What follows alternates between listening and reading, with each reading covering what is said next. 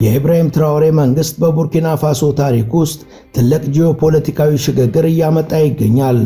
ትራኦሬ ወደ ስልጣን ከመጣ ወዲህ ቡርኪና ፋሶ ከምዕራባውያን ሀገራት በተለይም ከፈረንሳይ ጋር የነበራትን የቆየ ግንኙነት አቋርጣለች።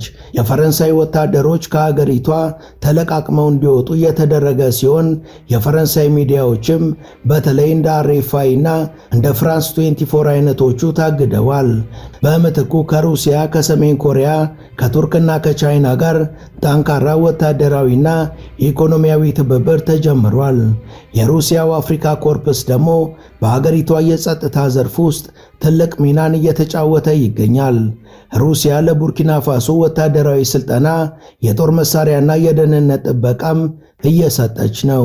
የግንኙነት ቡርኪና ፋሶን ከምዕራባውያን ተጽዕኖ ነፃ ለማውጣት እንደ ትልቅ እርምጃ ቢታይም በሌላ በኩል ሀገሪቷን የሀያላን ሀገራት ፍልሚያ መድረክ ሊያደርጋት ይችላል የሚል ስጋት አለ።